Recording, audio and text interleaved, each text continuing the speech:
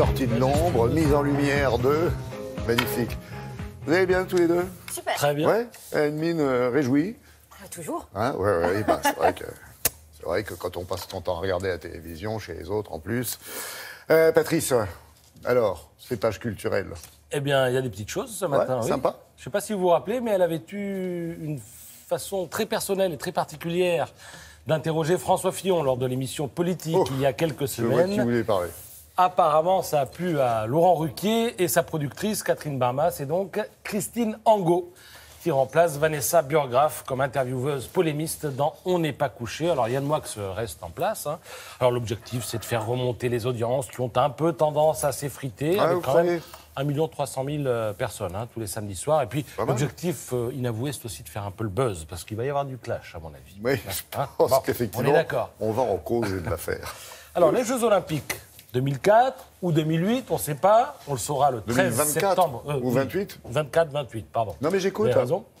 Et on le saura donc le 13 septembre à Lima. Mais il y a une autre date, novembre 2018.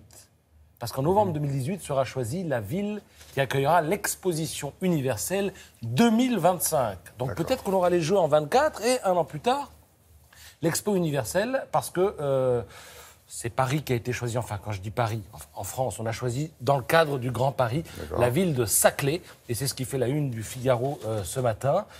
Il sera installé, si on a l'expo universelle, le village global de cette expo. Alors Saclay, je le rappelle, c'est dans l'Essonne, au sud de Paris. C'est une ville qui héberge une multitude d'établissements scientifiques, comme le commissariat à l'énergie atomique, le centre de recherche aussi. Polytechnique, bientôt Normal Sup, des centres de recherche de grandes entreprises. Et l'enjeu, évidemment, c'est d'accueillir 60 millions de visiteurs. Alors, la ville de Saclay a été choisie dans un concours franco-français, hier, face à la plaine de l'Ourcq, qui se situe à Paris, le triangle de Gonesse, qui est au nord de Paris, dans le Val d'Oise, et le Val d'Europe, c'est là où il y a Mickey, c'est en Seine-et-Marne. Et ses amis.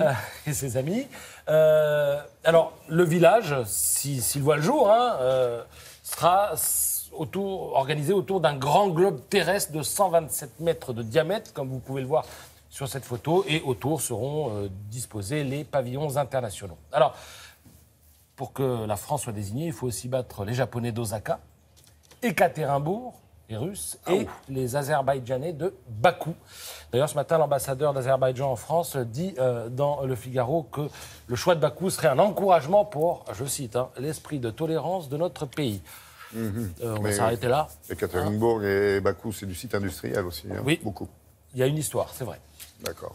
Dans le genre fête nationale, grande fête internationale, vous avez en ce moment la 57e Biennale de Venise. Alors là, c'est de l'art contemporain.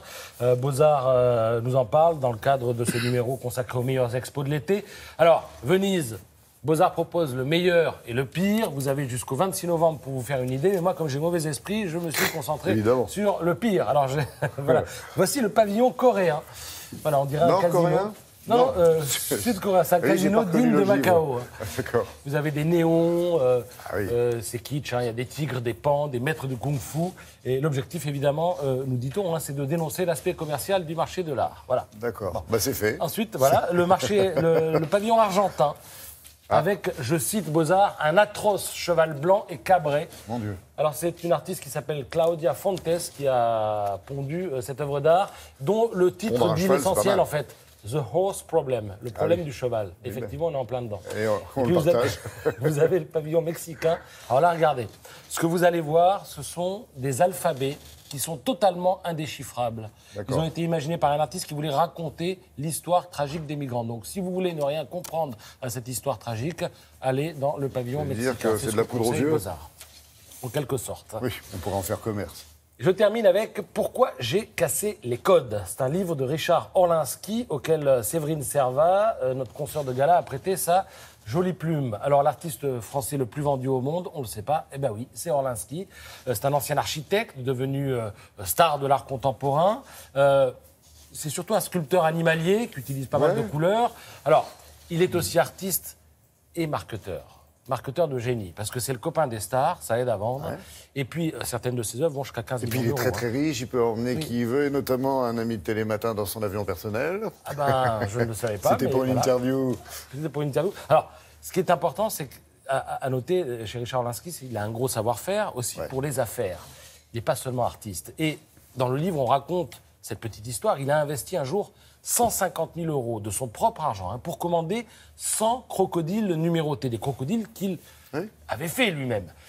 Il avait l'intuition que l'offre créerait la demande. Et il a décidé de les vendre à perte. 990 euros pièce. Il dit que c'est l'équivalent en art du fameux 99 euros quand on va dans une boutique. Et il a repéré une galerie d'art qui vendait du Combaz, du Yves Klein.